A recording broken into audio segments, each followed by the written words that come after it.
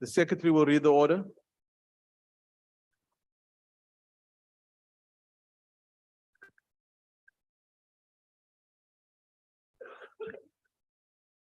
Debate on vote number 28, police, including vote number 24, Independent Police Investigative Directorate, and vote number 21, Civilian Secretariat for Police Service, Appropriation Bill.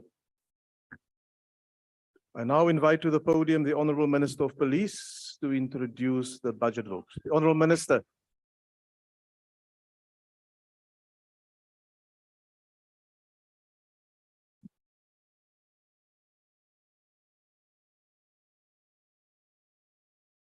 Thank you very much, Chairperson.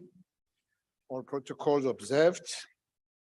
Honorable members, today I present to this august House the policing budget of the Republic of South Africa that responds decisively to the ongoing outcry and complaints from the fellow South Africans.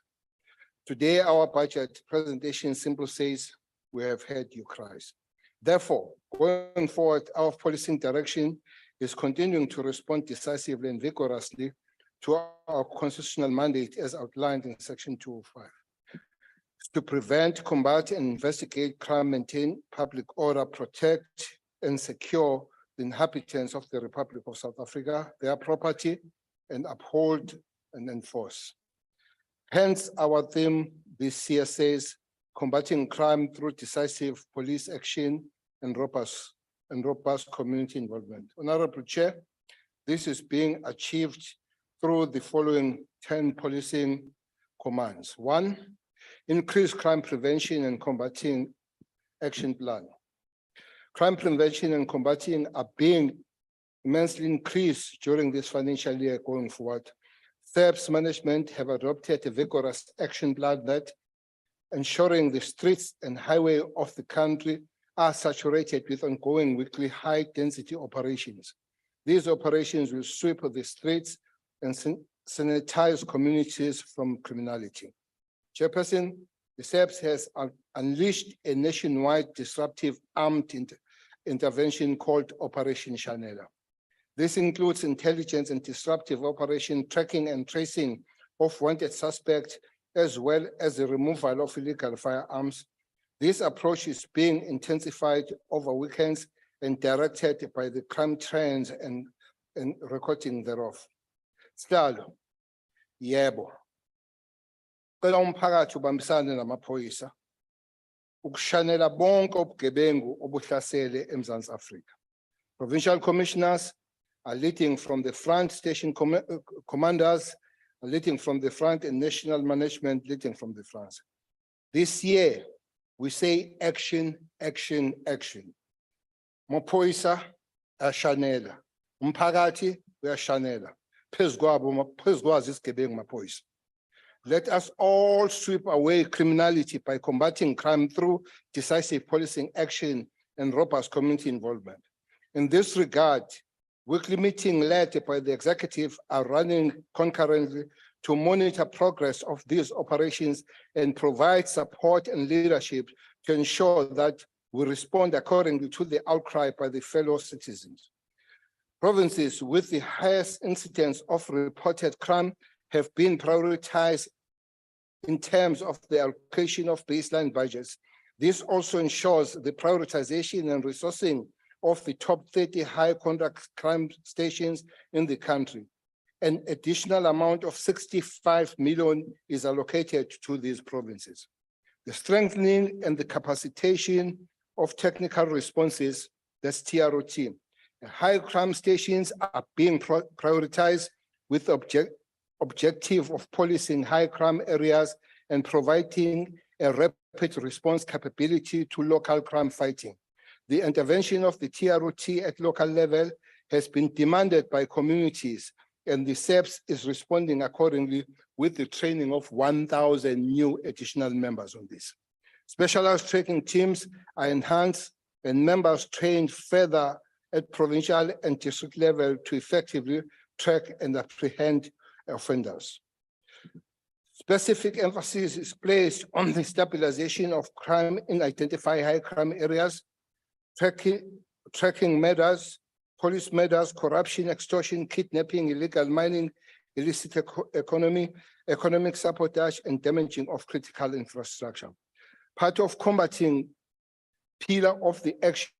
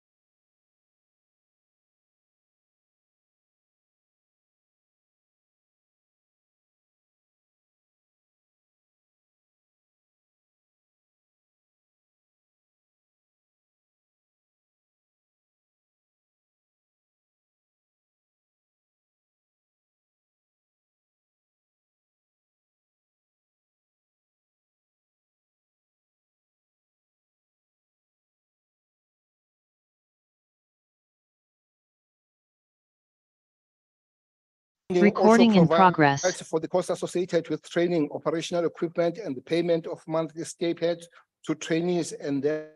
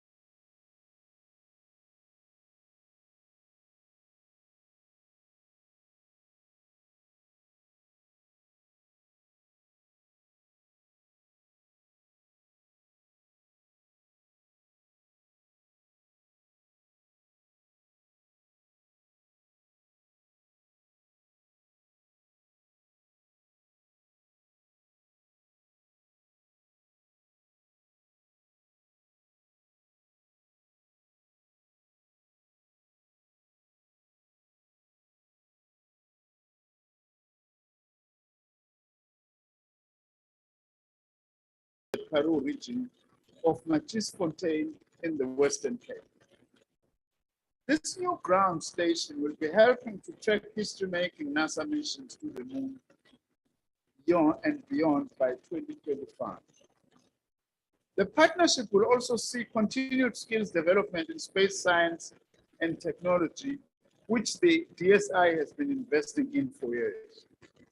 Honorable Chair and honorable members, as a department, we've also contributed to the fight against COVID-19 by continuing with research, development, and innovation in African natural medicines through the National Policy Data Observatory.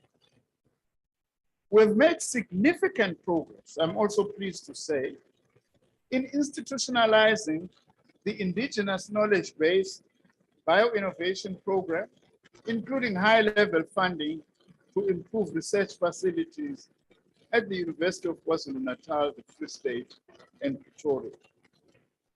As part of implementing the Bioproducts Advancement Network, South Africa, we are piloting an indigenous product program fund in collaboration with the Technology Innovation Agency.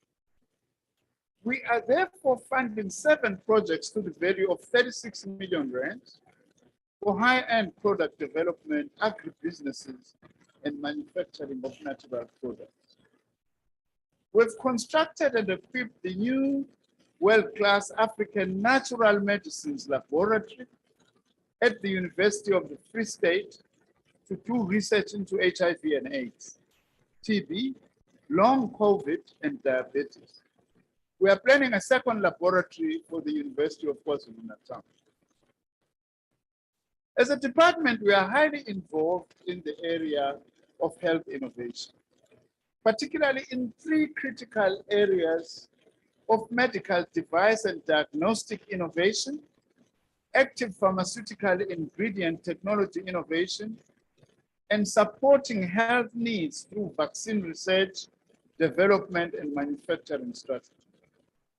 In this regard, we'll contribute to support the consortium led by the World Health Organization to develop and build the mRNA Vaccine Technology Transfer Hub locally. The aim of the hub is to diversify vaccine manufacturing and specifically accelerate vaccine production in Africa through a consortium made up of the Medicines Patent Pool, BioVac, Afrigen Biologics and Vaccines, the DSI, the South African Medical Research Council, a network of universities, and the Africa Centers for Disease Control and Prevention.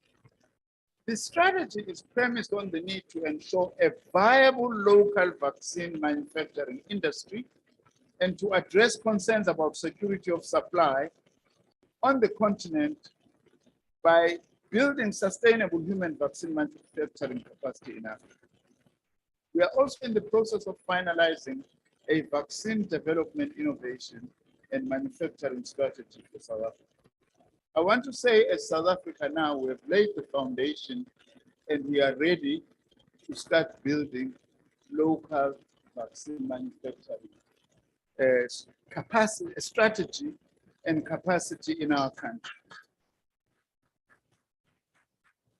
As a department, we are committed to implement our commitment to support the procurement of locally developed technologies through the Technology Acquisition and Deployment Fund. We are prioritizing initiatives for inclusive development and intellectual property exploitation in the ICT sector, renewable energy, and in the circular economy. Equally, we have developed mechanisms to support entrepreneurs by facilitating the commercialization of grassroots innovation and access to publicly available intellectual property. This is based on our philosophy of Honorable House Chair and honorable members that innovation is everywhere.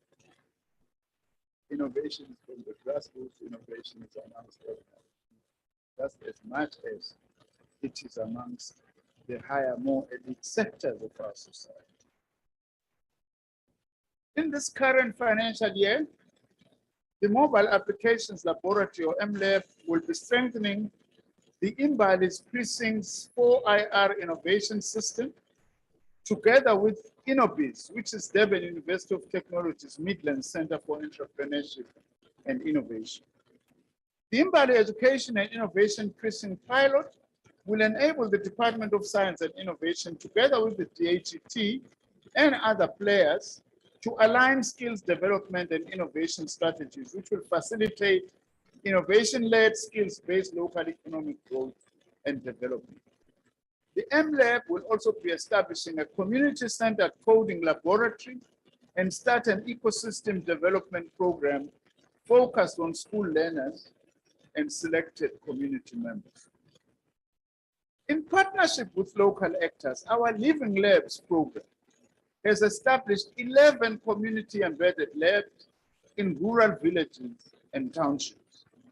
The outcomes have included supporting 200 aspiring innovators through design thinking training, the development of 28 prototypes and 17 market-ready products, and the registration of 14 businesses. To date, our grassroots innovation program has enlisted over 140 and an additional 60 enrolled through collaboration with the Development Bank of Southern Africa, Innovation Competition, the XCOM Expo for Young Scientists, the Insurance SETA, and the Department of Tourism.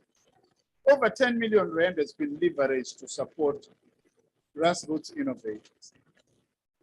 Our grassroots innovation program has also launched 15 tourism technology products addressing various aspects of the tourism value chain, illustrating how youth unemployment could be addressed through the commercialization of products and entrepreneurship. This is actually proof that we are developing scientific capabilities to address the needs of our youth.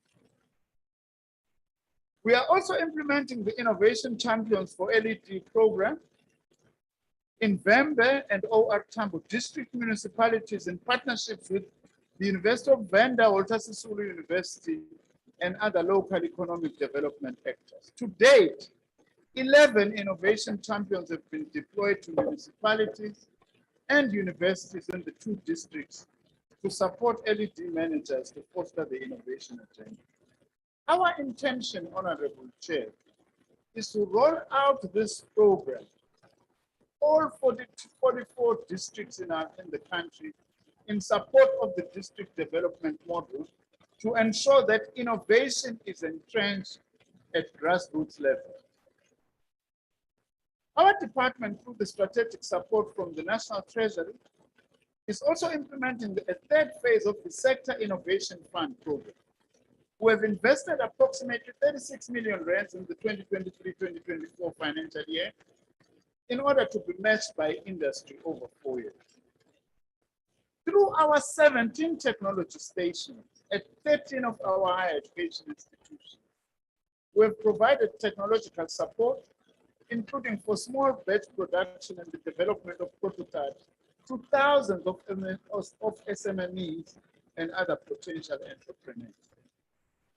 Honorable Chair and honorable members, I'm also delighted to report that we now have begun with the construction of the Square Kilometer Array project in South Africa. Our construction, together with that of Australia, forms the biggest ever radio telescope array at a cost of $2.2 billion US. It is estimated that these 2 sites will together create 710 petabytes of science data when fully operational in 2029. It is therefore expected that astronomers can get 50 years or more of transformational science through the Square Kilometer Array. In South Africa, 133 dish antennas will be added to the existing 64 dish meerkat precursor telescope, totaling nearly 200 dishes to form this SKA mid-frequency telescope array and the single largest astronomy science infrastructure in the world.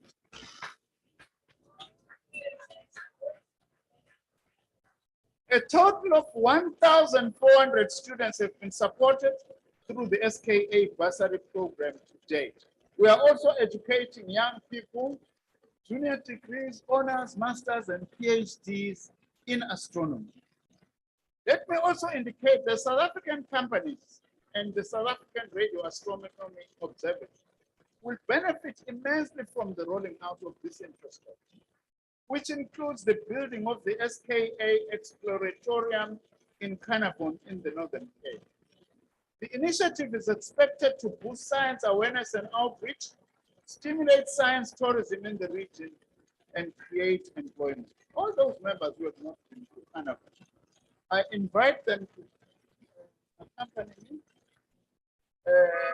to the SKA so that they see what we are talking about. It's infrastructure that is being built, and every cent meant for that infrastructure has gone in there. The Meerkat telescope, built by South Africans, does world-class scientific work and will continue to do so until it is fully integrated into the square kilometer array in the next 5 to 7 years. Among the groundbreaking results of this work and research has been the discovery of Inkalagata, a powerful radio laser, the most distant of its kind, with the faint radio waves now detected in the Karoo, emitted in colliding galaxies before the Earth was even formed. You ask me, that's the achievement of the African National Congress. On BRICS and Africa, Honorable Chair and Honorable Members, South Africa assumed the chair of BRICS on the 1st January 2023 under the theme BRICS and Africa, Partnership for Mutually Accelerated Growth, Sustainable Development, and Inclusive Multilateralism. Under this theme, the Department of Science and Innovation will be hosting the BRICS Ministerial Meeting this year and the BRICS Young Scientists Forum from the 31st of July to the 4th of August, 2023. Led by the National Advisory Council on Innovation, we will also host the first BRICS STI Policy and Foresight Symposium. The DSI will also be hosting the BRICS events on photonics, research infrastructure, and mega science projects, marine and polar sciences, water research and innovation, technology foresight, and STI policy astronomy, biotechnology, human health, and neuroscience. Before I conclude, I do need to say, we are really providing an example as South Africa in terms of uses of indigenous knowledge system. Sisebenza ney'nyanga zakithi nabo bonke abantu bakithi abazamakhambi ukubheka ukuthi kula makhambi abo yini into esingayithola ukuqhubezela phambili ukwelapha, ngoba vele imithi eminingi iqhamuka emakhambini ey'nyanga zakithi. Siyasebenza nabo bonke ukwenza isiqiniseko sokuthi siyafinyelela kule ndawo. Yilo hulumeni-ke owenza lezi zinto, futhi awukho omunye uhulumeni oyokwenza lezi zinto ngaphandle kwalo kaCongress. Honorable members, the DSI's total budget for 2023-24 is 10.8 billion rand, obviously not enough, up from 9.1 billion in 2022-23. Of course, most of the department's budget goes to transfers to entities. As I conclude, Honorable Chair and Honorable members, I would like to extend my gratitude to the President, the Deputy President, my cabinet colleagues, the Deputy Minister, and members of the Portfolio Committee for their support and robust engagement. Gratitude also goes to my wife, Umama Wekaya, my staff in the ministry,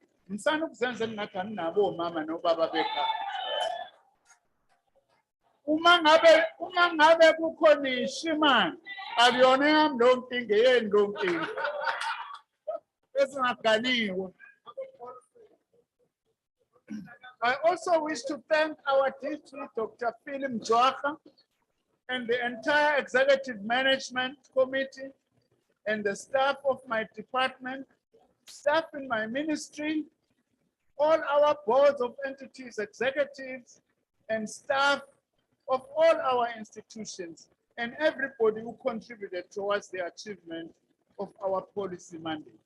Through science, we will continue the liberation and the deepening of development in our country with and for our people, especially the working class and the poor. Thank you very much.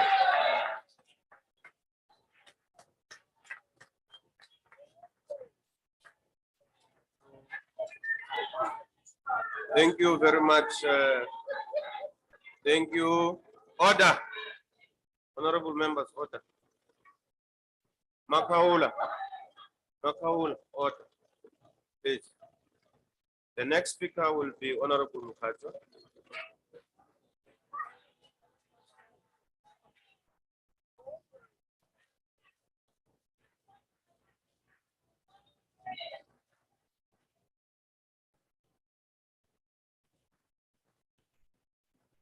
Honorable House Chairperson, honorable members of the Portfolio Committee on Higher Education, Science and Innovation, members of the National System of Innovation, and most importantly, citizens of Africa. Good afternoon. It's a great pride that I debate the budgets of the Department of Science and Innovation for the year 2023-2024 and its entity. And I must really admit that we are inspired by the work that has been presented to us. And that should be the nature of science, innovation, and technology. Should inspire. But it's without question that the greatest theme that has come through in the work of this committee in the last 4 years has been the need to have a transformed, inclusive, and thus impactful national system of innovation. Our understanding is that research that is produced by this department, innovation that's invented by this department and its entities, ought to respond to the daily lived realities of the people of this country. And therefore, the National System of Innovation, the NSI, must look and feel like those it seeks to serve. One of the greatest tools towards an impactful national system of innovation is what has recently been adopted and finalized, which is the decadal plan. The decadal plan will have direct impact in ensuring that the inclusivity and impact and the transformation we want to see in the national system of innovation will be there. Honorable members of this portfolio committee, I want to laud you for the hard effort you put on in ensuring that the department finalizes this plan, and now our efforts must be directed towards the implementation of this plan. What makes the decadal plan such an important tool in transformation and impactful science and technology is that firstly, the decadal plan seeks to ensure an inclusive and coherent national system of innovation, keyword there being inclusive. It seeks to expand and transform the research system, keyword there being transform. It seeks to increase and ensure future-proof human capabilities, keyword there being future-proof. We speak about future skills. We want skills that will be relevant to the future, and therefore the decadal plan seeks to ensure future-proof human capabilities. It also seeks to create an enabling environment for innovation. And lastly, the decadal plan seeks to achieve increased funding for the NSI. And I know the issue of funding is one that concerns many of us in the NSI. Looking at the aspirations of this committee for the NSI and the impact it ought to have on the lives of ordinary and all South Africans, the implementation of the decadal plan becomes quintessential. The ANC in its 55th National Conference resolved that there be a deliberate plan for science, technology, innovation-led industrial and socio-economic development, and the decadal plan becomes key in achieving this. It will propel the DSI and its entities to drive the contributions that they can make and want to make in various departments and at various spheres of government. In the DSI and its entities, and I don't mean to brag here, we really have gems of solutions, research, innovations, technologies that can respond to challenges such as the energy crisis, water insecurity, climate change, human settlement, food insecurity, cyber insecurity, and many other challenges facing many departments and spheres of government. Allow me to share a few of these plans that we believe will be really impactful in the development of our country. Firstly, there's no foundation without skills, right? There's no future without skills. And when we speak about skills, we need to start at basic education. And we know the work that the department plans on doing in ensuring that at a basic education level, we invest in science, technology, engineering, and mathematics. We see the work that the NRF through SASTA wants to do, that ASAP through STEMI wants to do, that the CSIR through the Center for High Performance Computing wants to do to support science, technology, engineering, and mathematics by training educators and running STEM activities in schools. When we move from basic education towards universities, we also need to strengthen all universities and their academic agenda. Hence, we welcome the NRF developing a funding program specific to historically disadvantaged institutions to support the improvement of their research infrastructure and to provide effective research development opportunities for their academics. This will also address the concentration of research chairs in the so-called top 5 universities in our country. When we move from universities, we then need to move towards TVET colleges. You cannot speak about technology, new technologies, OIR, innovation, impact, inclusivity, without reaching out and including TVET colleges. And that's why we welcome the plans of the CSIR to establish 18 learning factories in TVET colleges across the country to ensure that OIR skills development and adoption takes place in TVET colleges as well.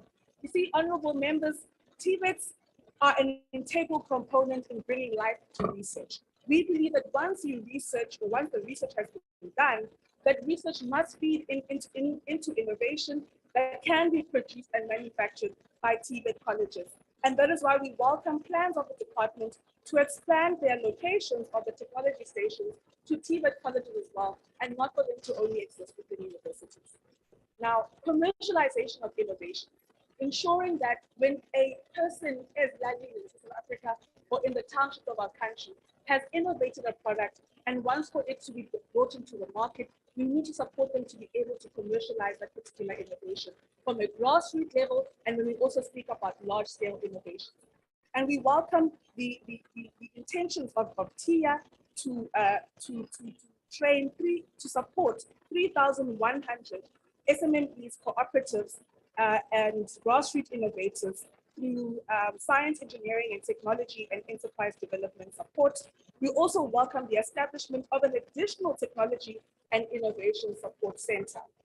We also want to then, still speaking to this issue around supporting the commercialization of innovations, welcome what the CSIR will be doing to support the work of TIA by putting in place a 100 million rand seed fund that will de-risk technologies into commercially ready prospects. Now, this is really something that's marvelous to watch, how one entity of the department, the CSIR, is working on commercialization.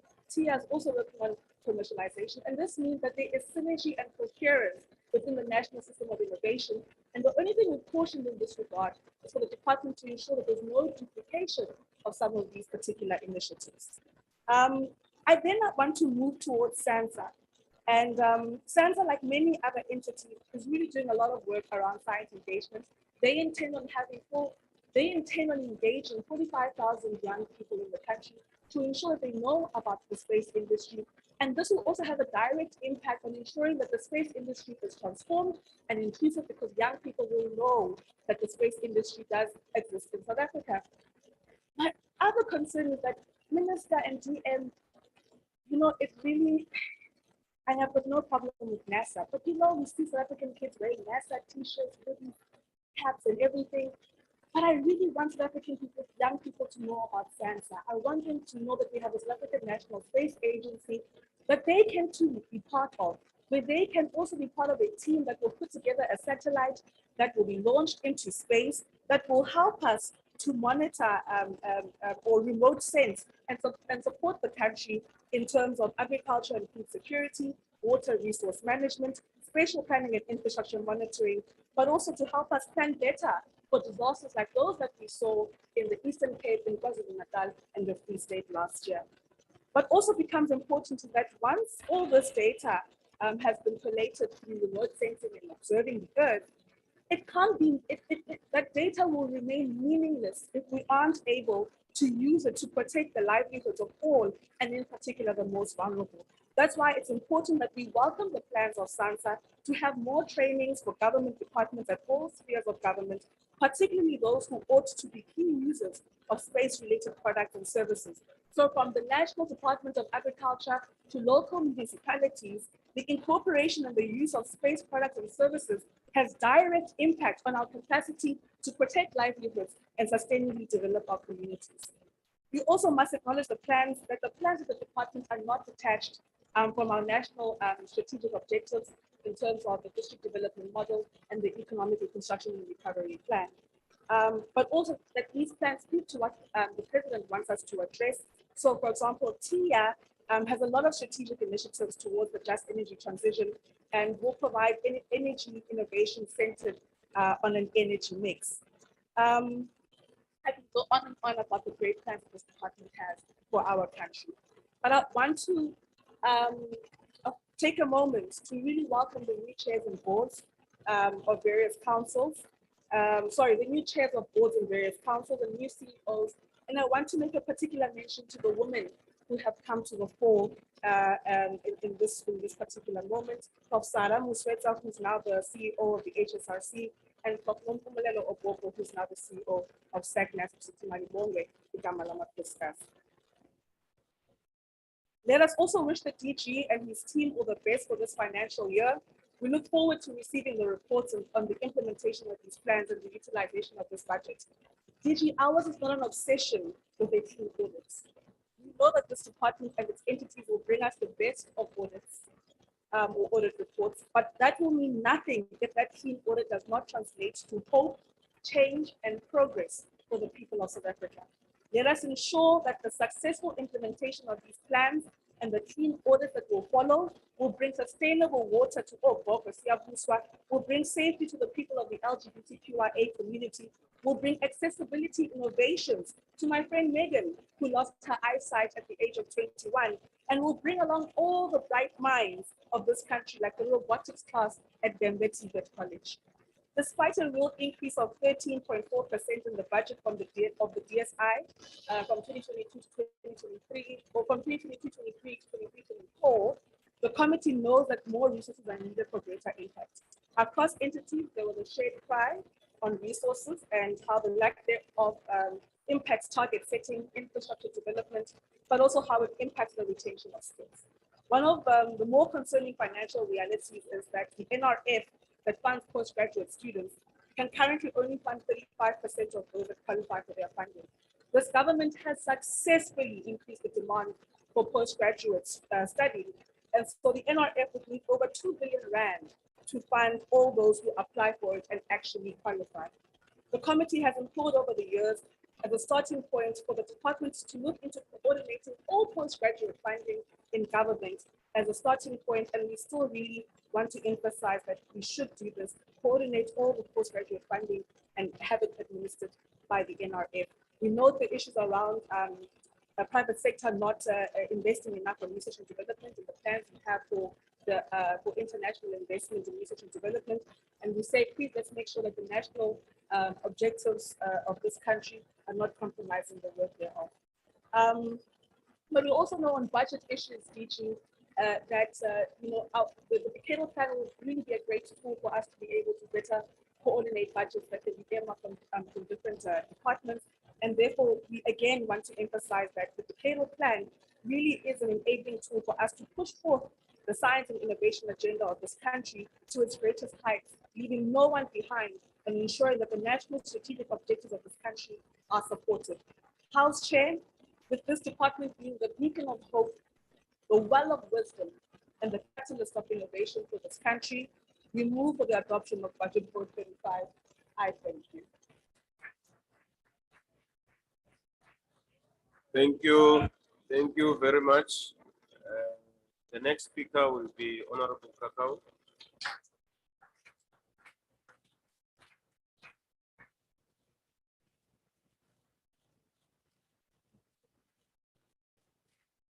House Chairperson, the Department of Science and Innovation is supposed to be this country's solution to all that plagues our nation. From this department, we should have long seen innovative and and sustainable solutions to our electricity generation and maintenance mess, but dololo. To date, there remains no synergy between this department and either of President Ramaphosa's 3 electricity ministry and the planning and monitoring presidential ministry, making them all 4. Firstly, because President Ramaphosa's plans are dull, and secondly, because Minister Blade Nzimande lacks the creative imagination and political will to break those silos. From this department, we should have long seen modern proposals on how to broaden access to tertiary education. By now, you would think that this department, given that we are 12 years into the 4th industrial revolution, would have at least handed Minister Nzimande a digital tertiary education plan that would achieve 4 very basic things. 1, more students getting access to tertiary institutions of their choice, with those who do not need to be physically present on campus being able to study from South African institutions from wherever in this world. Because one's geographic location must never be a reason that hampers their ability to future their studies. Secondly, freeing up accommodation spaces for those who do not have any means of studying at home and depend on university and TVET student accommodation to further their studies. See, this would result in less need for off-campus residents that charge an arm and a leg for a single bed and toilet space. Number 3, focusing on making education more affordable for middle class and missing middle families while increasing government's funding for more poor students, because fundamentally we believe that no student should be left behind. Fourthly, affording young people the freedom to work and study at institutions of their choice with a competent academic workforce. Because young people should never have to choose between putting food on the table and acquiring education that is practically attainable, especially in faculties such as humanities and law. And we should be able to do both. And it is this department's job to ensure the how. See, the bottom line here is that not only do we have a lot of catching up to do with the current technological and industrial trends to meet the needs and demands of our nation, but the thinking in this department is just not scientific and innovative enough. Yes. No, thank you very much, Chair. My name is Tego Foditi. The No, don't do that. the Order, honorable members. Order, order, order, order. Honorable members, it's law. order. Honorable Litia, please don't do that. Can you make your point? No, thank you very much. I was Can we hear why Honorable Litia has raised his hand? no, thank you very much, House Chair. Yeah. Can you? Thank you. No, I was reminding the speaker on the podium that what debating science and technology. No, She has not out went. of order, Honorable Litia. She's been on higher education. Honorable Kakao, just a bit. All right. Chairperson, just on a point of order, this honorable member. Honorable members, can we have order? Honorable Litia. Honorable Litia, I can't hear the point that is being raised here. Can I listen to the speaker? Thank you, Chair. Chairperson, the honorable member should know by now, educated to know that we should address the speaker and not my member with my members. So if you could please just educate him, I would appreciate it. Thanks. No, I have rebutted him. Honorable Kakao, can you proceed?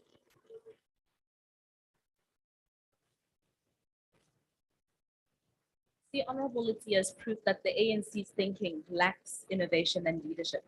See, the bottom line here is not only do we have to catch up with, not only do we have a lot of catching up to do with the current technological and industrial trends to meet the needs and demands of our nation, but the thinking in this department is simply not scientific and innovative enough. And this is also seen in their inability to fund 75% of qualifying National Research Fund applicants. And the reason is simple. Minister Blade Nzimande and the ANC's thinking and leadership around innovation are poor, irrelevant, and are costing us our futures. Thank you, Chair. Thank you very much. Honorable members, the house is very small, very, very small. So if you shout, we are not going to hear each other. Honorable Mohal.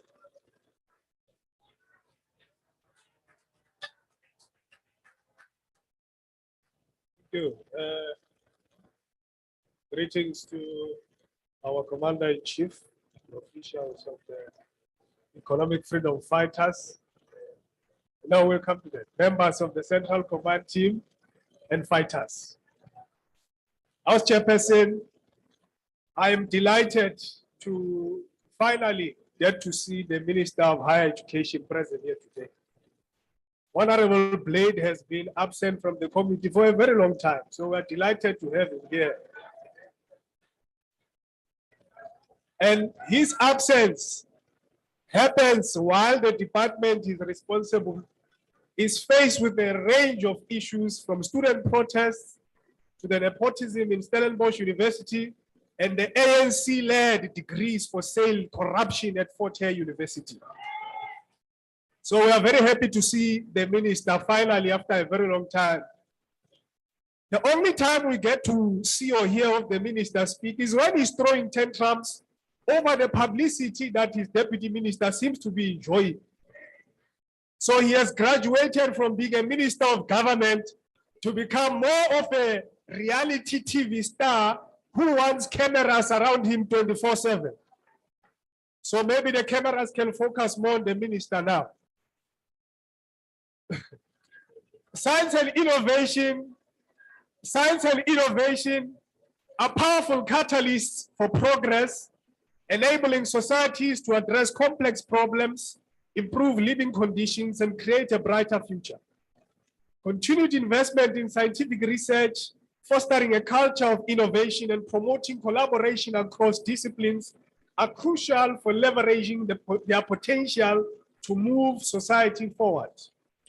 House Chairperson, when the CEO of EWCTA came to the committee to present the strategic plan and annual performance plan, she lamented the lack of Black players in the hydrogen economy that the minister was speaking about. Her observation was that it was a white boys club. Those were her exact words. Hydrogen has been hailed as a new gold rush, with the potential to contribute between 70 to 160 billion to our economy.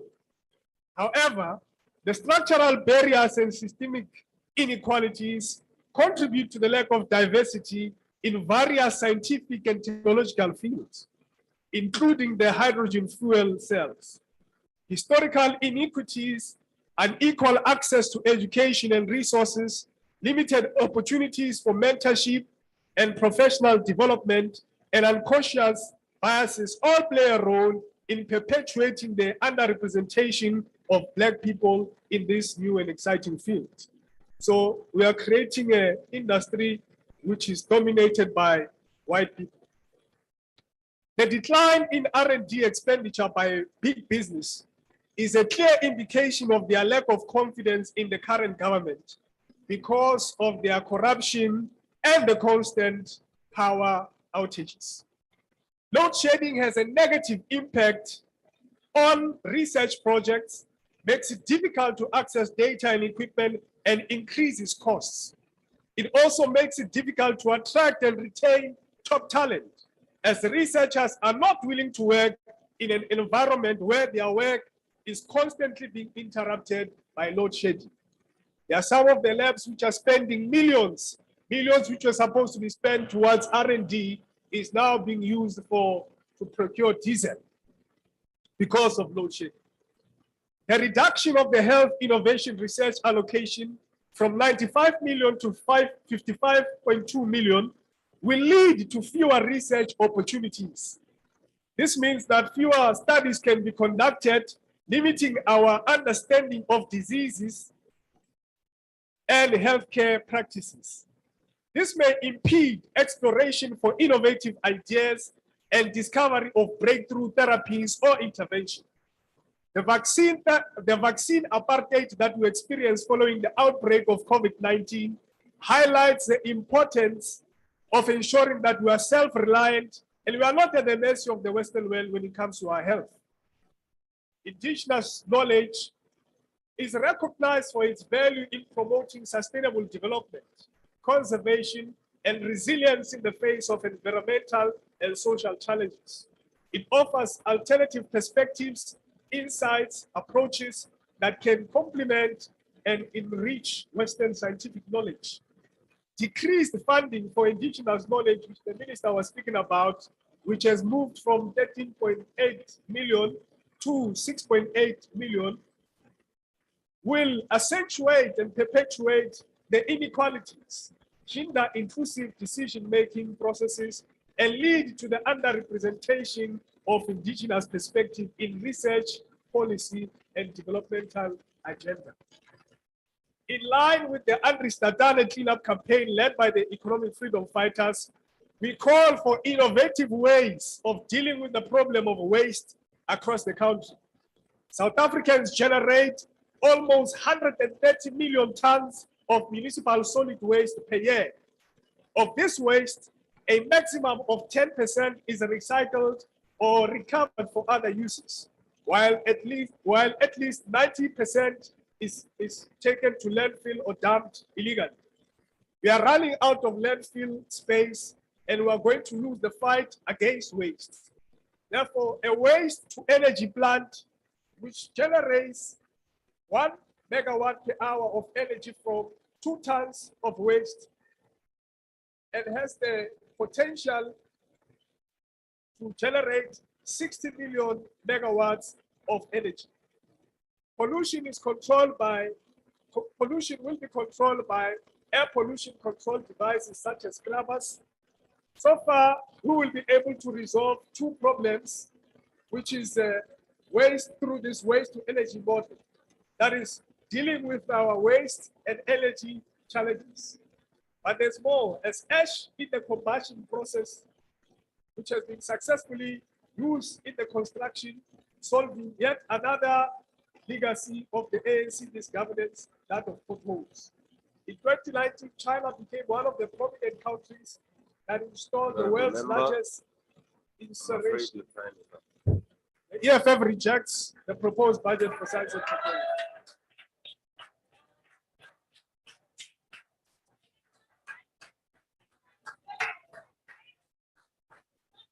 The next speaker will be Honorable Zondo.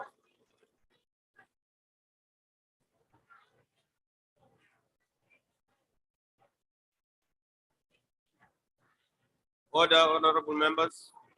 Order. Honorable members, there is a speaker on the podium.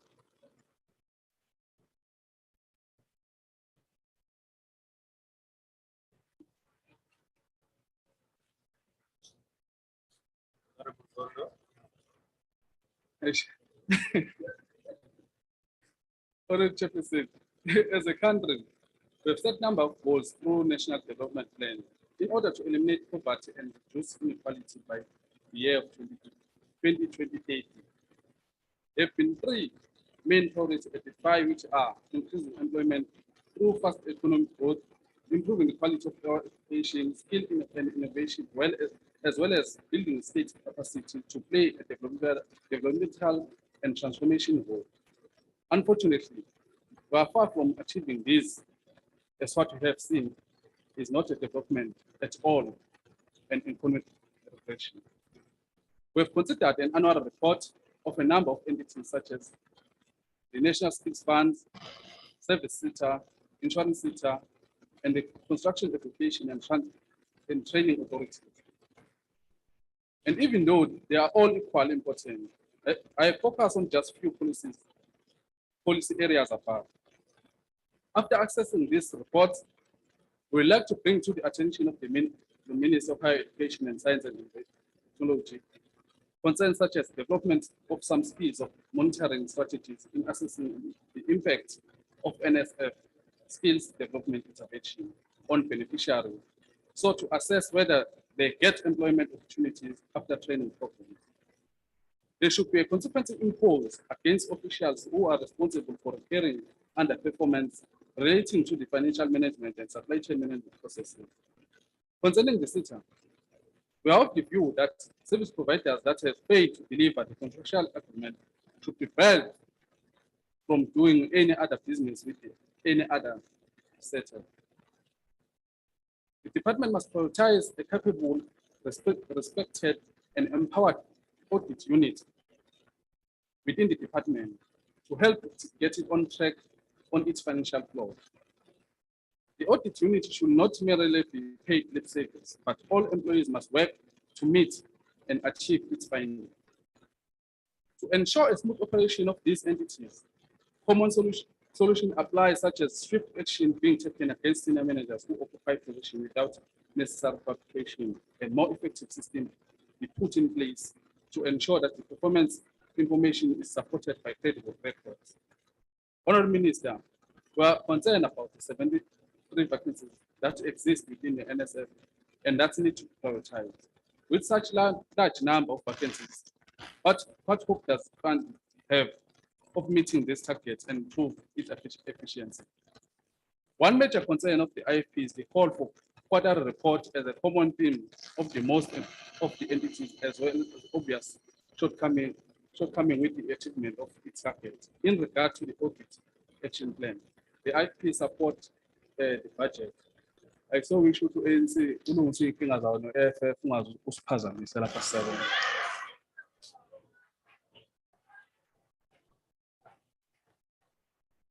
Thank you very much. Thank you very much, honorable members. Honorable Boshoff, I have not recognized you.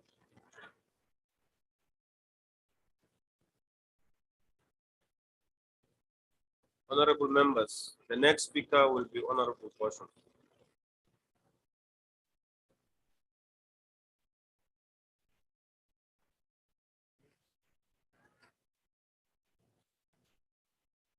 Honorable House Chair, the Department of Science and Innovation has wide-ranging functions, from the National Research Foundation, nearly a department of its own, to the Technology Innovation Agency, which provides finance for innovative tech-based enterprises. Social Science and Research Council, we make sense of human responses to the fast-changing world. This department has an essential function. It places the space, send rockets into space, and facilitate radio signals out of space. This affects messages for the people. Yet, we will consider the activities of this department. The committee is also young and vibrant. In Benbeck, we saw the difference science and innovation can make. We saw how a college empowers its students and alumni, not only to acquire the knowledge and skills to participate in the global economy, but enables them to do it right there from outside to yonder. This department is an economic generator. The nature of technology is sometimes to equalize the playing field. These days, it's not important anymore whether the lead in the four is connected to either the power or the telephone grid, because often electricity is a reality, and so that cellular communication and my telephone lines obsolete. But this generating department budget is cut. It must do more with this. Thus, government take the department seriously. Technology is dead without the human faculty of innovation. And hierdie veld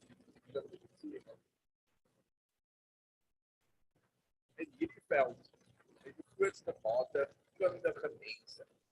Kennis, kommunikasie, finansiering en toerusting kan alles beskikbaar wees, maar dit kry eers betekenis as daar mense is wat dit hulle eie maak, wat dit toepas wat die dryfkrag het om iets daarmee te beteken wat vir ander mense iets beteken.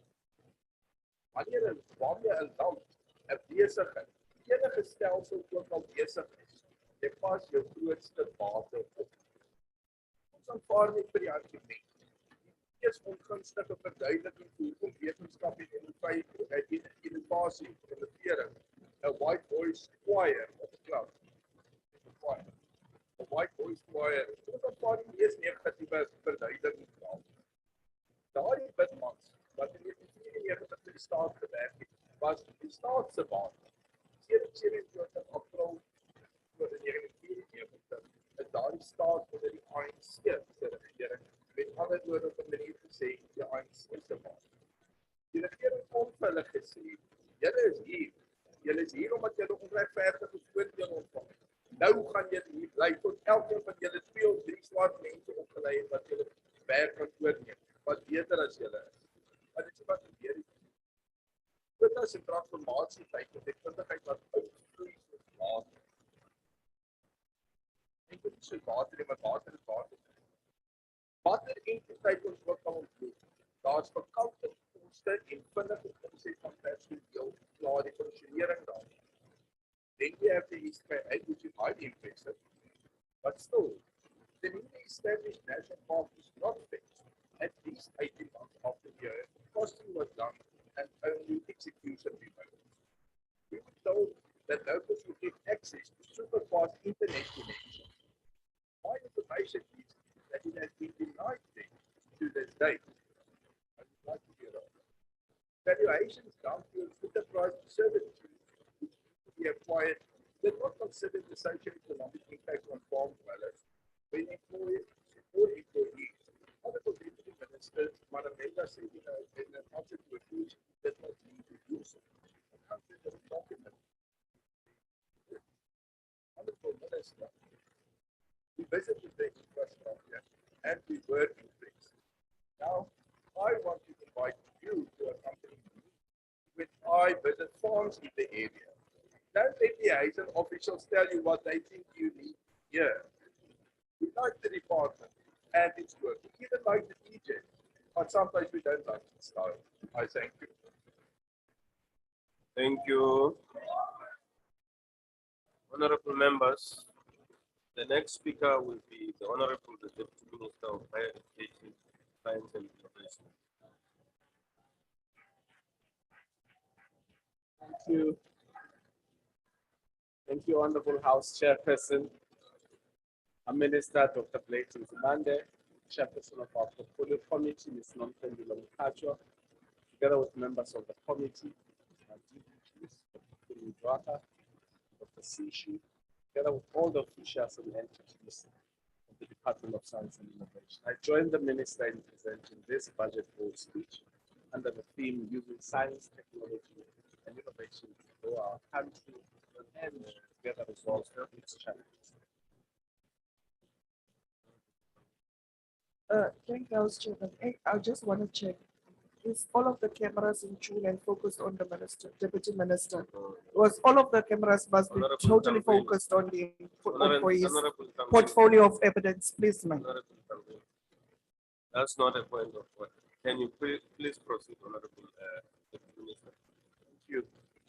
This is the last budget of the term of the 6th administration. The time ultimate before we observe the 30th anniversary of our liberation as a country. We're also presenting this budget 2 days before the commemoration of Africa. In doing so, we locate our department and its agencies within the broader context of moving Africa's Agenda 2063 forward within the framework of science, technology, and innovation. Science, technology, and innovation remains critical in dealing with these major challenges.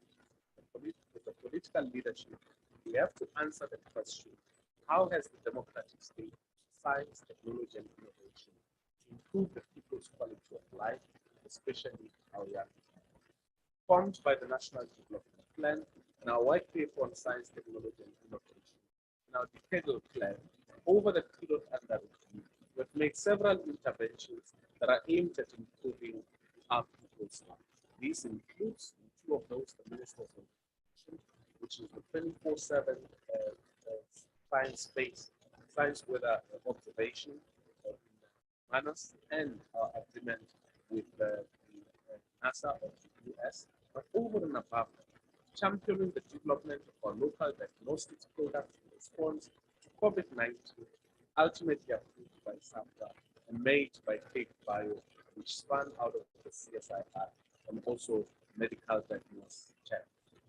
Investment in bioeconomy focus on indigenous innovation, including supporting a women cooperative, Salty Crafters in Sikokuni, which now has an off-take agreement with retail giant Food Lovers. Last year, we were able to launch 4 nanosatellites dedicated to our oceans and coastal information management system, supporting our economic sovereignty.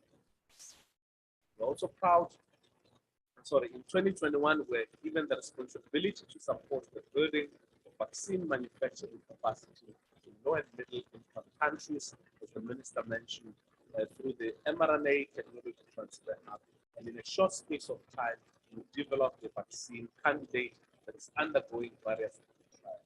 Last night in Geneva, on the sidelines of the World Health Assembly, this, as was reported in the news, was celebrated by the international community, signaling our readiness to manufacture life-saving vaccine if the next pandemic.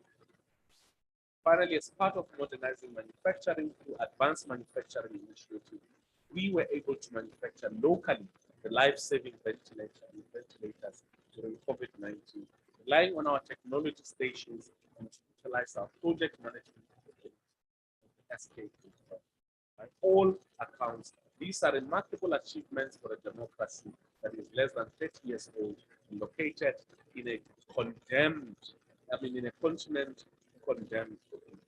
One of the objectives of the colonial project was to strengthen the falsity that when the European encountered Africans, we as Africans had no concept of science or capacity to engage in higher forms of thought such as philosophy, mathematics, or logic. To counter that, what is known as the coloniality of knowledge, over the years, our department put in place policy and institutional mechanisms that are deliberately aimed at promoting our indigenous knowledge system. One of the ways we continue doing this is the rollout of our Bachelors of Indigenous Knowledge degree at the Universities of Venda and the University of Northwest. To date, approximately 300 students have graduated in this field. We will continue to ensure that indigenous technologies in mining and astronomy are promoted within our communities, including the Smart Village pilot in Nyande, Eastern Cape, a project that earned itself recognition from UNESCO earlier this year. Part of ensuring that we have a requisite number of scientists, researchers, and innovators is by deliberately producing a mass of young Black and women scientists and researchers. To this end, in 2021-2022, a total of 5,643 honors and master's students and 2,527 PhD students were supported. We are steadfast to meet our target of over 12,000 PhD bursaries in the 2019-2024 medium-term expenditure framework. 7,200 PhD students ready to achieve. In a budget debate that is likely to shine good news, it may be important to note that by the end of June 2022, we had supported 17,211 masters and honors students, 7,000 short of the 24,000 targets that we committed in the beginning of this midterm expenditure. This is not all. In the 20, of course, yes, and we are only halfway. Just mathematics. I know you know math, science, not things you are very good at, but just listen. In the 2021 academic year, we commenced with the implementation of the DSI NRF full cost of study support for 3 categories of postgraduate students, benefiting more than 2/3 of first-time funded postgraduate students. After the floods that swept part of the Western Cape, KZN and Eastern Cape, and the role that space science played in geomapping and helping disaster management interventions with efficient response capacity, we cannot overemphasize the role that agencies such as SANSA play in impacting the lives of our people. And through SANSA, we have supported 285 postgraduate students at honors, masters, and PhD level during the period 2018 to date, a total of 58 in 2023 alone, so that we can beef up their capacity to look out for these opportunities. With the advent of COVID-19, just as is the case with any pandemic, the proliferation of disinformation and fake news became entangled with scientific knowledge, and in some parts of the world, conspiracy theories taking advantage of people's lack of grasp in scientific knowledge. This was perpetuated by the mainstream media, its lack of appreciation of the importance to understand science and prevent it in such a way that everyone can appreciate its value and save lives. We're working hard to reverse this. One of the facilities that is central to our work of promoting public understanding of science, technology, and innovation is the Albertina Nontsikelelo Sisulu Science Center in Baba, which has revolutionized the way science centers engage with the public. Scientists from the CSIR are working with 25 learners from St. James and Gopin Baba secondary schools to monitor the performance of technologies of the Science Center. The learners from these two schools are collecting and uploading data on the performance of technologies of the Science Center, bridging the gap between scientists and citizens. As part of our work in the continent, we have recently signed a memorandum of understanding with the Democratic Republic of Congo's Ministry of Scientific Research and Technological Innovation, covering areas such as space science and the hydrogen economy.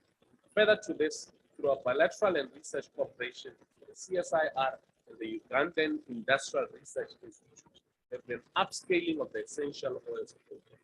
This project has resulted in 2 demonstrator farms and 40 people in Uganda receiving training on the essential oils value chain. Together with Ghana and Ethiopia, we participated in the United Nations Economic Commission for Africa study on advancing entrepreneurial universities in Africa through our participation in the Alliance of Entrepreneurial Universities in the continent. Durban University of Technology, NMU, and Stellenbosch University are part of this program.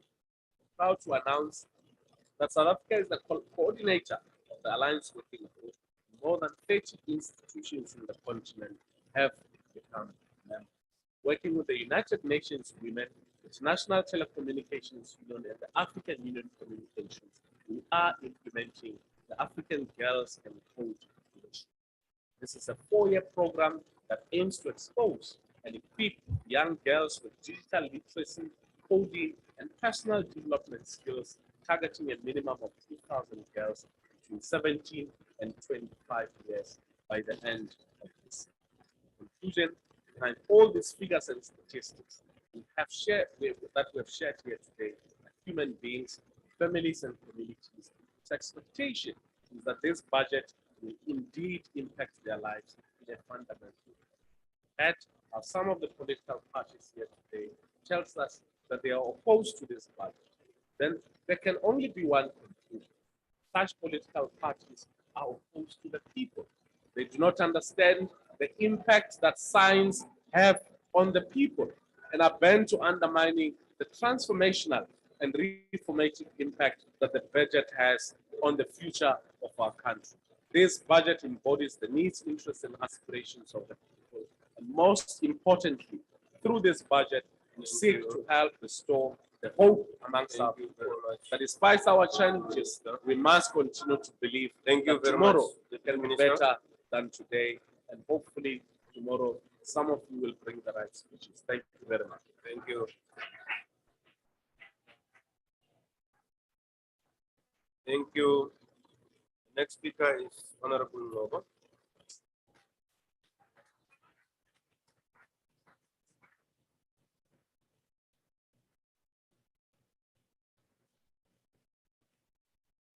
Thank you, House Chairperson. The Department of Science and Innovation's mandate is to boost socio-economic development in South Africa through research and innovation by providing leadership and enabling environment and resources for science, technology, and innovation.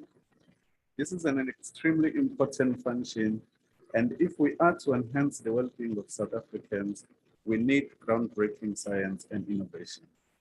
But sadly, the ANC-led government has lost billions of rand in corruption over the years, leaving such important departments as the Department of Science and Innovation seriously underfunded.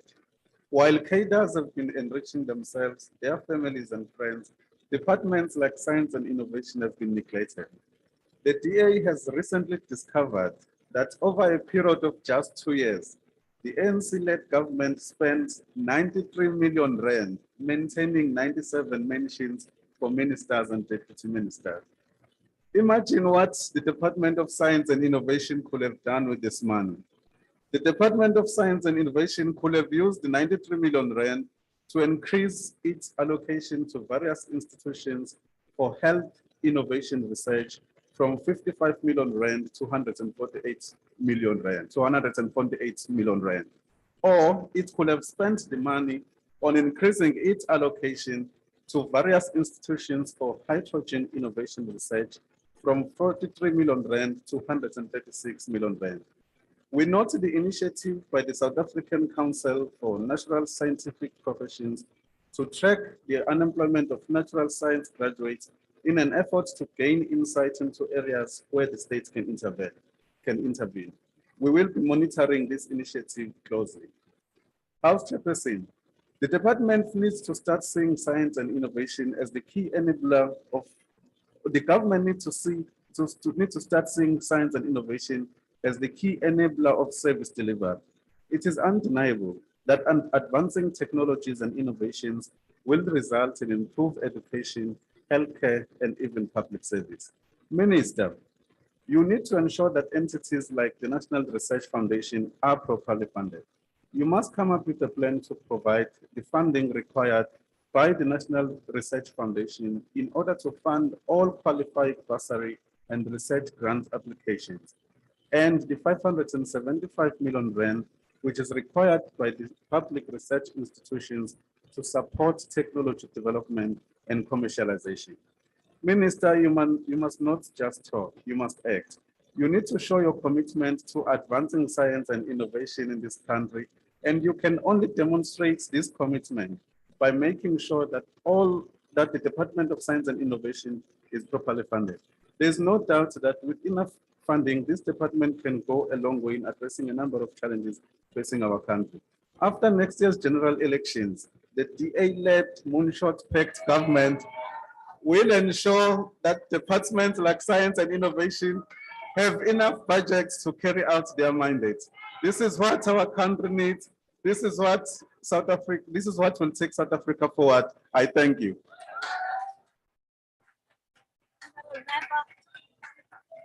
Order, honorable members. Honorable members, order. I now recognize Honorable DP Spear.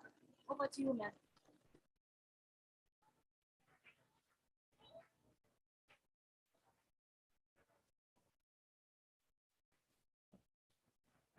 Thank you, Honorable Chairperson, Honorable Minister and Deputy Minister, Honorable members of KTB, the fellow committee members of higher education and science and innovation. Something I led. It is for this reason development has had various industrial revolutions to transform the mode of production from the first industrial revolution to the second industrial. And we are currently in the fourth industrial revolution, which is largely driven by artificial intelligence, with the fifth already in the research and development phase. A focus on indigenous knowledge system is critical to advance the decolonization of knowledge and to also reclaim our indigenous knowledge system. Indigenous knowledge system will be supported by the Department of Science and Innovation. But we support the science is poverty is war. We create jobs, Northern Cape, or provinces, ukuthi isupporte kanjani kwi-community even as body. And in Ulale, Lale, Honorable yeah, members, Honorable Speaker, improvement of quality, efficiency of Honorable processes Speaker, at Honorable various Speaker, indigenous knowledge Honorable system Speaker. documentation centers. Honorable Speaker. Honorable members, there has been a plea that we must be mindful that the room is small. When we have to- Honorable Makaula. Honorable Makaula, I'm sure you are not referring to me what you're saying. I hope so. Thank you very much. You may proceed. The focus of indigenous knowledge systems will truly empower communities and develop their knowledge and systems. Our meeting key strategies in a changing world focus on being able to achieve social and economic development through inclusive economic growth and sustainable development. It is one of the department's crucial entities. Honor.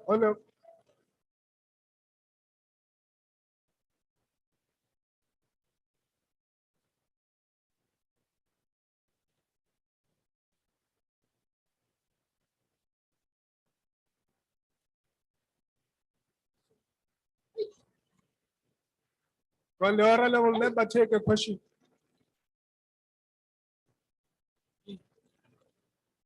Honorable member, whoever is throwing his voice, you don't do that, you raise your hand. You recognize by the presiding officer. Honorable, you may proceed.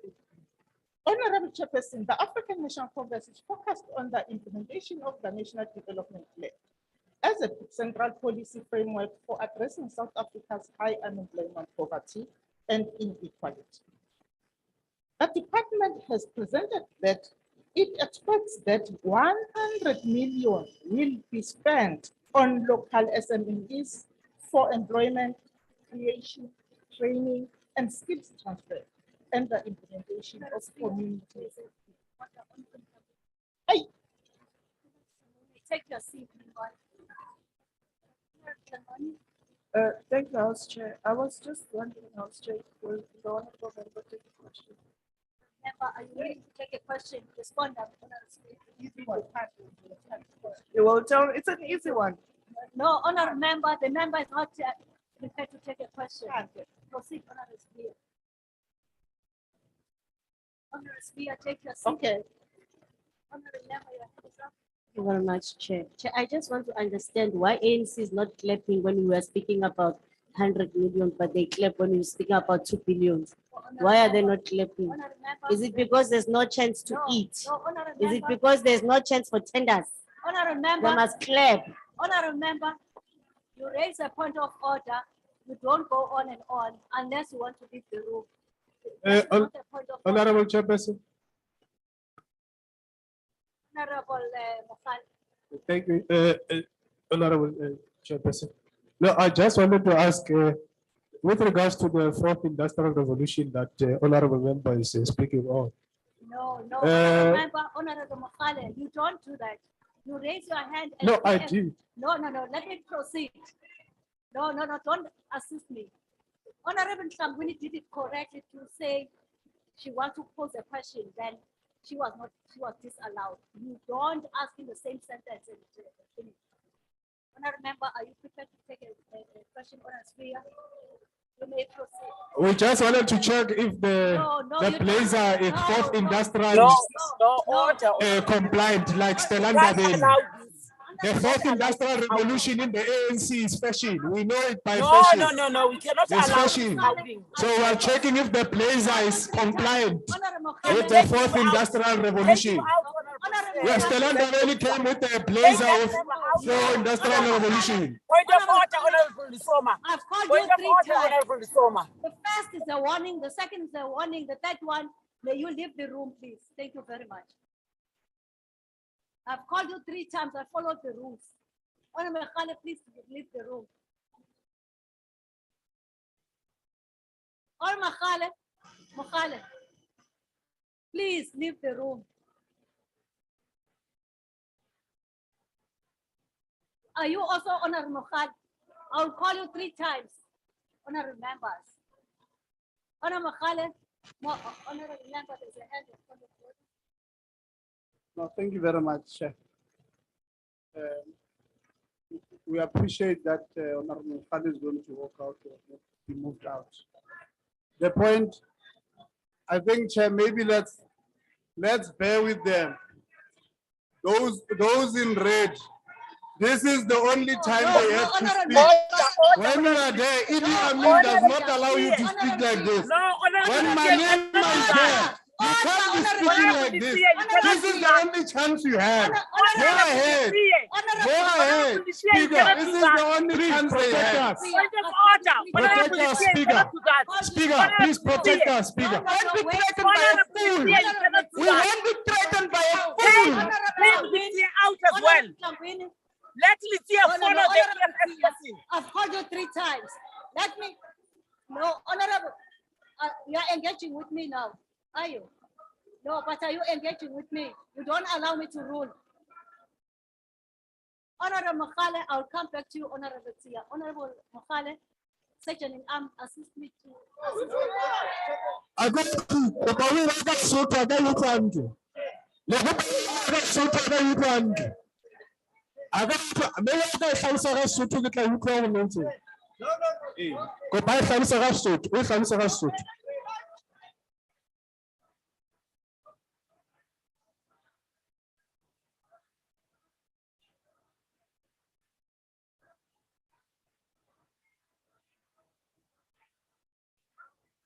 Honorable Tia, Honorable Tia, honorable members, allow me to attend Honorable Mokhale.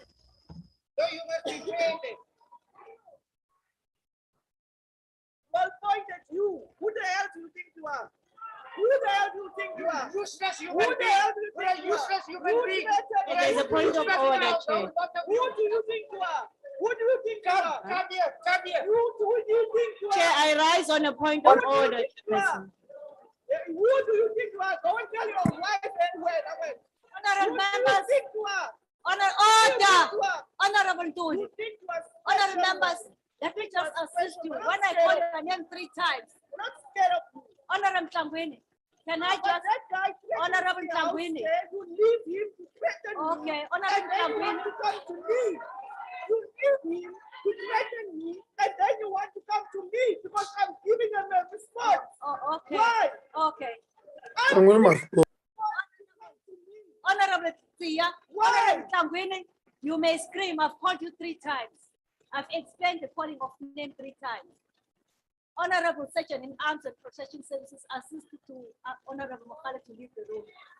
But what about that? Chair, can I, Chairperson, can I please? I'm taking no hands for now. I'm just waiting for Honorable Mokhale to leave the room. Chair, if there's a point of order, you're supposed to. I'm being ejected for asking a question on the 4th Industrial Revolution. We know that the 4th Industrial Revolution, the ANC especially, is a fashion statement. It's a blazer.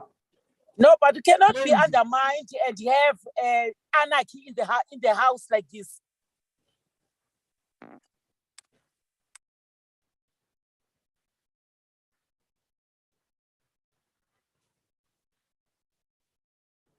Chair, I think we must continue because I think the security is very far today. Let's continue. We'll deal with that matter when they come back.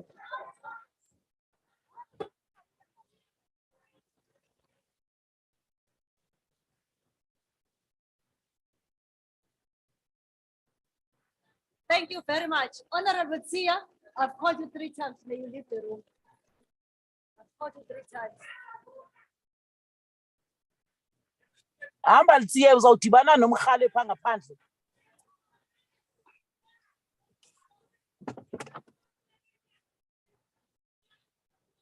Honorable Makaula, I will call you 3 times. You'll follow them. Thank you. Thank you.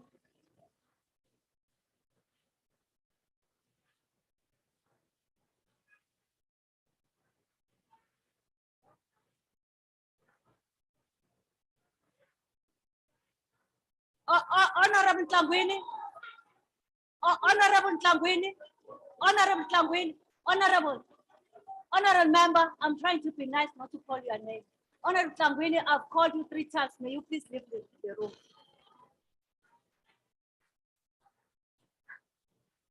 Now, let me finish with Honorable Tlangwini. Chair, because I'm responding to an abuser. Chair, A person that make threats to me, and that is why you try throwing me out. You can't protect Please me. go. You can't protect me. Honorable Tlangwini. You can't protect Honorable me. Tlangwini. You can't protect me. You're throwing me out because I respond to a person that attacks me and make threaten remarks towards me. And you still throw me out alone with that guy. What if he attacks me outside? You still throw me out alone with that guy. What if he attacks me outside? You are not assisting. What if he attacks me outside? But I can tell you now, he dare raise a hand on me, he will meet his maker. Thank you. Leave the room. Please leave the room. Honorable Tlangwini, Section in Arms assist Honorable Tlangwini to leave the room.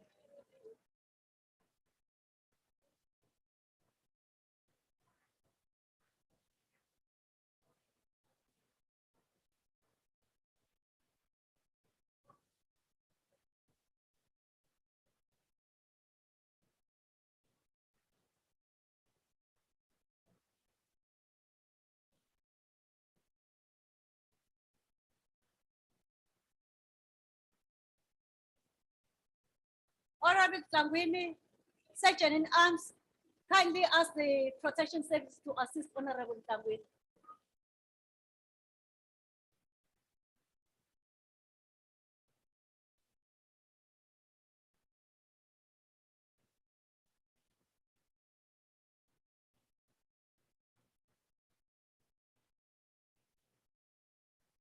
The order still has to be maintained.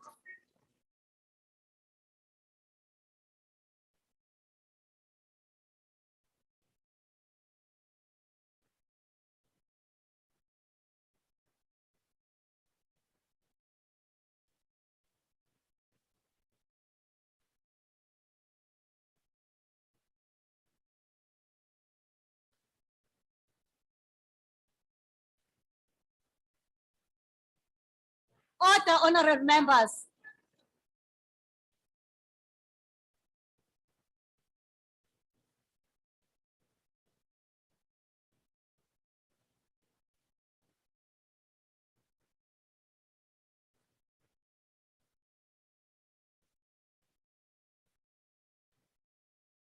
Honorable Mutla, you had your hand up. Honorable House Chair, Honorable Paulsen made threats when Honorable Litsia was leaving the house. He said that must be looked into. He said the Honorable Litsia will die. And those are very serious threats that Honorable Paulsen has made. Can you look into that and make a ruling? Yes, I will look at that and we make a ruling in the immediate future. Honorable Speaker, honorable members from both sides, can we have order? Thank you very much. Honorable Speaker, you may proceed. Honorable Chairperson, the number of grants awarded per year directed towards science and business is 120 packages in one. With that, the department may also to increase this number for better strengthening of science and business and growth. Operations per year are at estimation of 171 million. This is a significant amount of this research and development project, and this will in turn contribute to the economic development of the country through practical deliverables from our produce workforce. The department has planned for transformation and will be maintaining the number of research infrastructure grants at 30 over the medium term and increasing the total available broadband capacity provided by the South African National Reserve. Siyacela sihambe sonke sihambe kanje no science and innovation as kuyingane encane South Africa. Let's focus on the recommendation as recommended, and we must implement those. If there are problems, let's all go and support them. Let's support this department, please. Even if you are not the African National Congress, you are another party, but let's focus and support them. As the department, as the African National Congress, we support the budget. We believe in a country that can support and advocate for the preparation, for the generation of knowledge and skills. Thank you, Honorable Member. I now recognize Honorable C.V. King.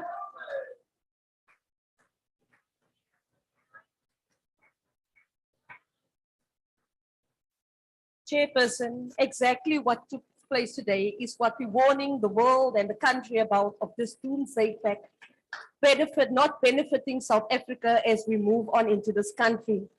All these gains that I've been talking about here today is of minuscule nature for any meaningful South Africa in this country. We cannot have bragging rights for our success in innovation when in reality load shedding is raising questions on our ability to translate innovation into practice. Our e-health systems are failing the vulnerable people of Peffable from quickly accessing healthcare when the postal and communication services do not have the technology for SASSA beneficiaries at Enoch and Kijima municipality to access much needed funds. When children still die in pit latrine toilets, and when the agricultural technology do not quickly translate into sustainable food security.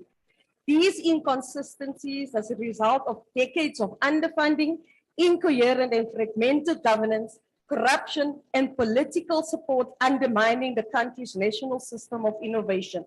The NSI is even more under threat from structural challenges and declining human capital in this sector, culminating into disinvestment from the private sector.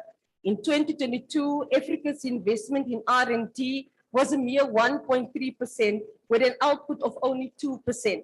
South Africa's investment in R&D a dismal 0.6% of GDP, meaning performance indicators will not be met, projects will not be completed, and upcoming doctoral students will not receive funding.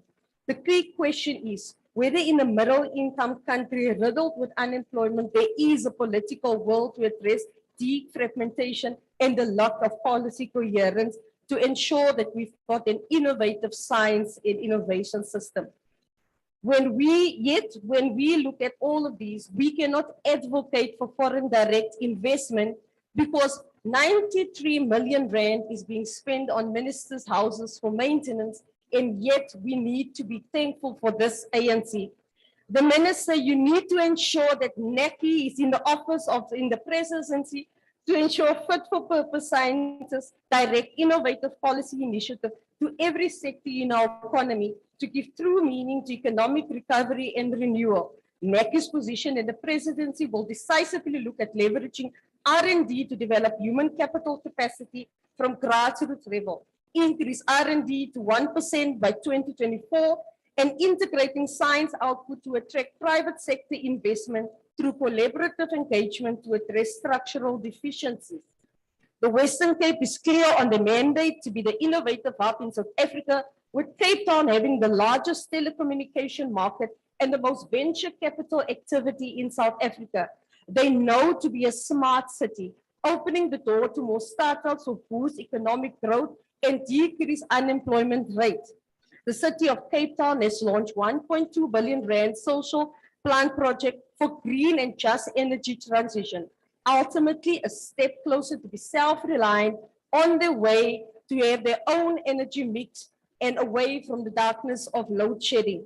There is no magic bullet to fast-track innovation without growth investment in R&D and a strong political will to put science and innovation at the heart of economic development, leaving no one behind in the process. Minister, we cannot solve problems with the same thinking we used to create them. Survival is for the ones who are adapting to change. Change is coming, whether you like it or not. Under the new government in 2024, science and innovation will be the focus of South Africa's social and economic trajectory. And racial quotas will not be relevant to deter minority groups from to actively participate in the country of their birth, like Honorable Pillay and Honorable Afro. Just like in 1969, the impossible was made possible with the first moon landing. In 2024, these naysayers on the right will experience the wrath of South Africans as the moonshot elections will be the impossible, which will be becoming possible. I thank you. Honourable members, I now recognize Honourable KP Pillay.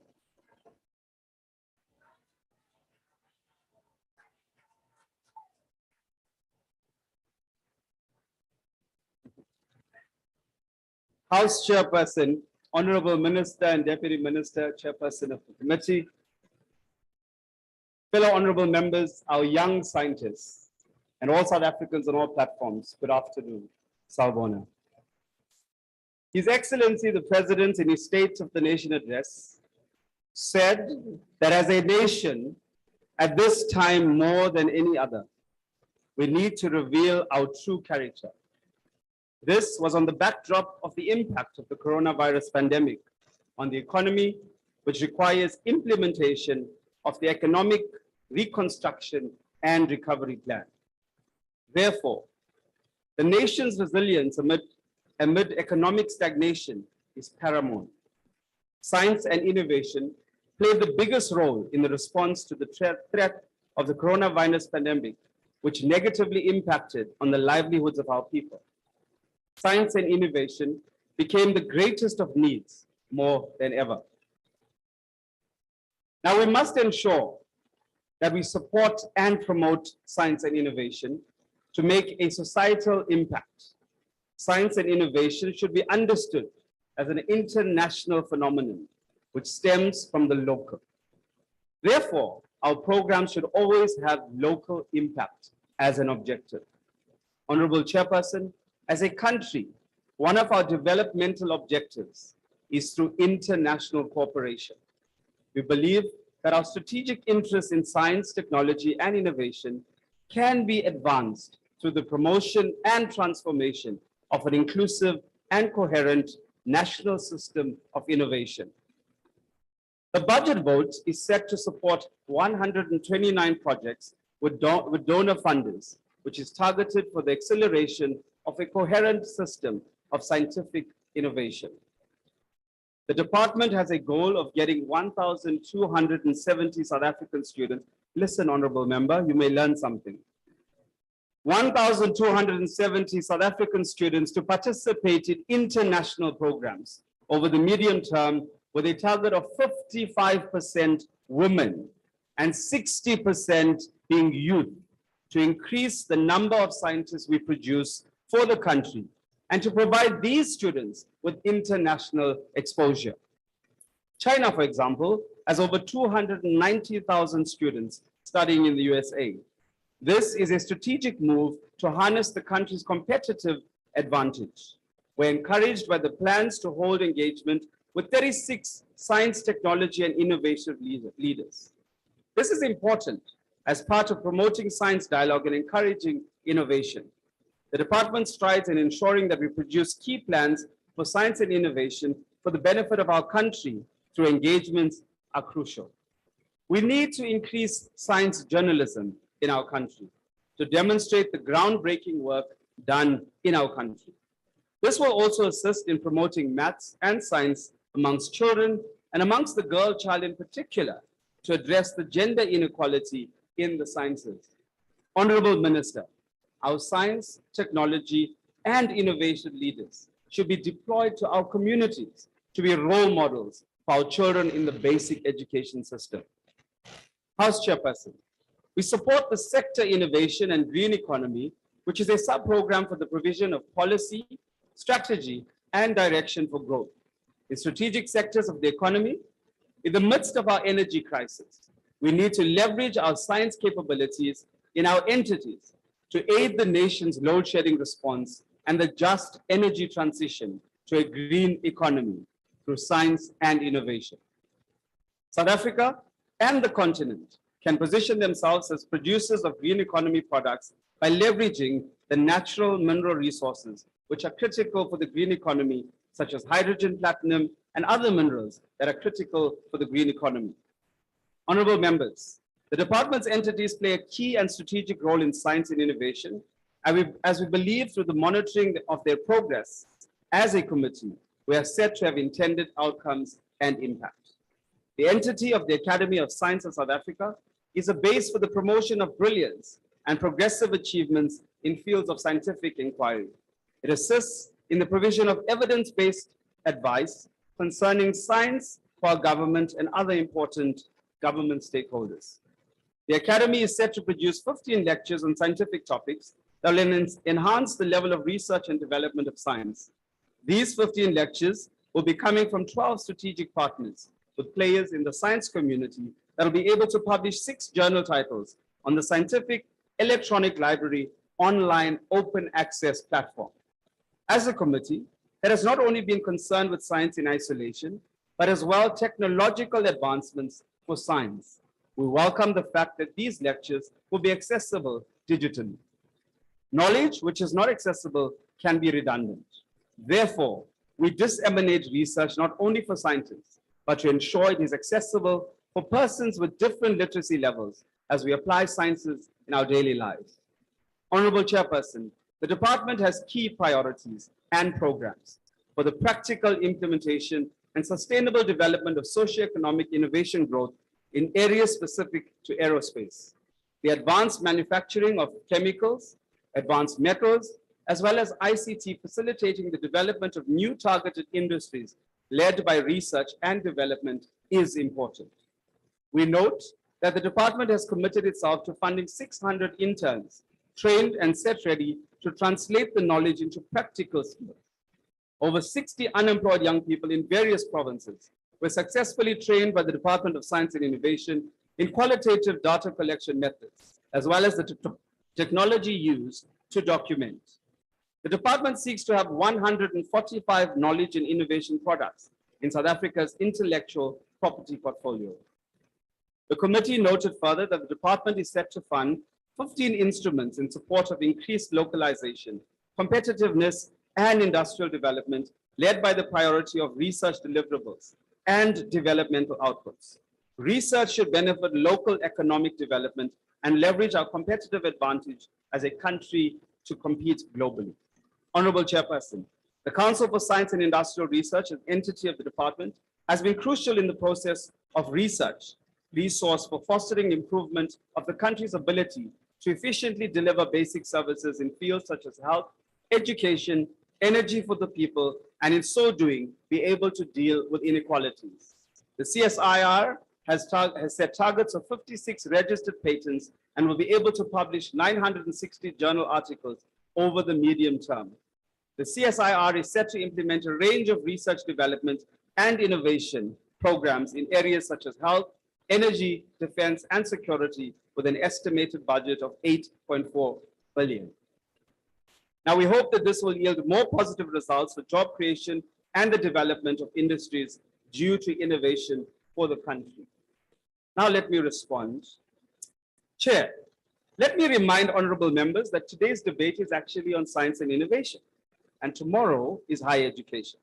It's a pity that you used up your small allocation of minutes to be off the topic. It is most unfortunate. It is most unfortunate that it took a black child to believe that in 29 years, you can deal with 300 years infrastructure that was only benefiting a few. You see the difference? The difference is not that we are not innovative. The difference is that we are not, it's not that we are not innovative. This government has actually provided electricity to the millions of South Africans that your masters deprived for years. Honorable Pillay, The Honorable Pillay. demand for electricity became more because we provided electricity to communities that were not electrified. Honorable Pillay, Honorable Pillay. Sadly. Honorable, just take your seat. There's a hand. I recognize you. Chairperson, will the honorable take a question? Honorable Pillay, would you take the question? I won't waste my time. I have allocated minutes. Chairperson, anyway, he needs to explain to us Are you how taking him a as a question, color, Honorable? or him as an he's not. Indian. Honorable member, he's not taking a question. You may proceed, honorable member. Thank you, Chair. We use our minutes constructively. Sadly, there are those, and please listen to this carefully. There are those who are hell-bent on keeping us as a country bound by chains of the past. They don't want to see the African child develop and become better than them. I have news for you, not in our name. We will become successful and we will develop. We will occupy the space and we will claim victories. Honorable member of the FF, indeed, you are not going to see this minister as you are sitting in a different committee. Just to remind you, he is the Minister of Higher Education, Science and Innovation. And now that you have joined this committee, you will see him. You can't expect to go to Nando's and want to find KFC. Further, honorable member, can you share this knowledge that you have on 6 million megawatts of energy that can be produced from turning waste to energy? We'd love to hear about this. How do you not support a budget of this nature? It can only mean, honorable member, how do you not support a budget of this nature? It can only mean that you are not progressive and don't want to see the expansion of science and innovation. No point of order. For some, I want to understand, is a member allowed to say to another member they are not progressive? Honorable member, no. Can you honorable rule, member, chair, not you howling? Honorable members, Can the chairperson rule? Respect the chair. honorable members, how? Honorable member, it's unfortunate that you didn't direct to any member, it's just generalized members. No, I'm referring to what you have asked, I'm responding to. Honorable Pillay, you may proceed. Honorable Chairperson, as a progressive member of this House, let me say that for some of us, the role is just to oppose. Oppose, oppose, oppose. Just living up to the title of opposition and never constructive. Honorable Noble, all we ever hear is this corruption. Can you provide us with just one case number that you have reported? It seems you have this information but do nothing with it. I have to remind you, honorable members, I have to remind you that your rise to fame and your moonshot pact has already failed before you even took off. You have been removed from Joburg and you soon will be removed from Nelson Mandela Bay. Honorable Chairperson, the African National Congress supports the budget with no doubts that the government's work and efforts that our government's works and efforts for our country are centered on the people and the creation of a better life for all. Come 2024, we will still be the ruling party in these chambers. Thank you. Thank you, honorable Chairperson, may I please address you? members. Honorable Chair. members, order, there's a point of. Chair, may I Honorable please member. address you? Yes, please. Mayor. Chair, it is unparliamentary for members of this House to take photos of the opposition, and I did not want to disturb you because I can see that already 3 of my members have been chased. And Honorable April, there at the back, he was busy taking photos with his device. Can you please rule on that? Honorable members, you are reminded, order. Honorable members from both sides of the House. Honorable members, you are reminded, thank you for raising that.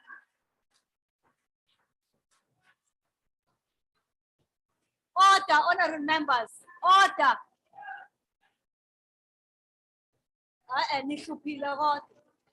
Honorable members, order.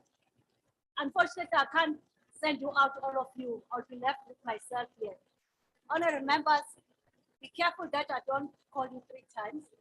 You are correct, honorable member, by raising that and bring it to my notice. That reminds all of us that you are not allowed to take the pictures inside the house.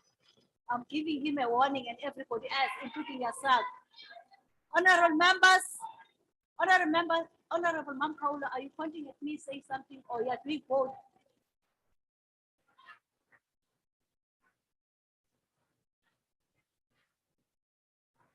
Honorable members, you won't like if I apply the rules to the team. We proceed. I now recognize Honorable Makaula, the second time, one more. Thank you. Honorable members, I now recognize the Minister of Higher Education, Science and Innovation. Over to you, sir.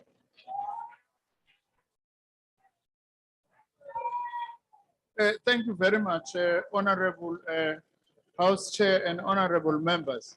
Let me start by thanking all the members who supported this budget vote. Siyabonga kakhulu. Indlela zenizohlala ikhanya njalo ngoba into ezinhle niyazibona nezinenqubekela phambili. Abangayifuni lezi zinto abasalele emuva. I also just want to address this issue of the hydrogen economy. 2 quick things. One, we are doing a lot in the hydrogen space to begin to actually pilot with hydrogen fuel cells. At number 1 military hospital, we're also going to be, we've also deployed fuel cells in Ilembe district to power some of the rural parts of that district. Also in the area of training, we do indeed recognize that the racial and gender balance in terms of the hydrogen economy is far from nowhere. We have a skills plan. I've asked the 2 digits, by the way, of higher education and training and science and innovation to come up with a skills plan to actually support the hydrogen economy. We are also having a skills master plan. Some of the, or part of the skills master plan is to say, how do we develop more skills in areas where there is a shortage? By the way, Honorable Joshua, when we say we need to affirm blacks and women, it's because you can't build a non-racial society without affirming black people, given our history. You can't build a non-sexist society without affirming women. But to do so is not to be anti-man.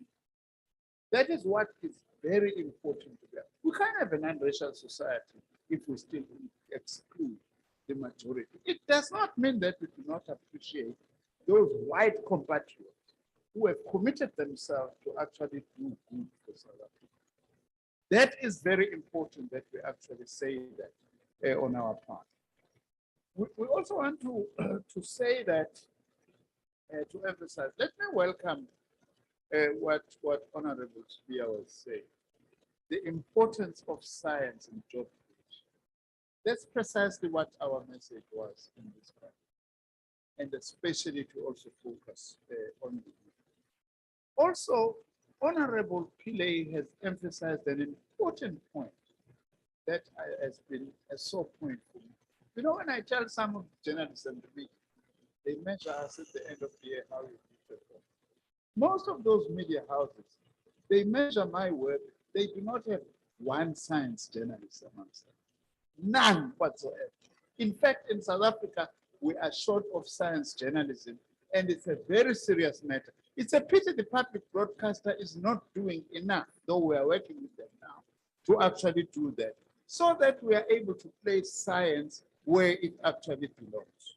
Into abayithandayo ezobhesta yibo abagijima nazo, ngeke ubezwe begijima nezinto eziyinqubekela phambili ukuthi senzani lana kulo mnyango wezobuchwepheshe. So that point that we are making, it's a very important point.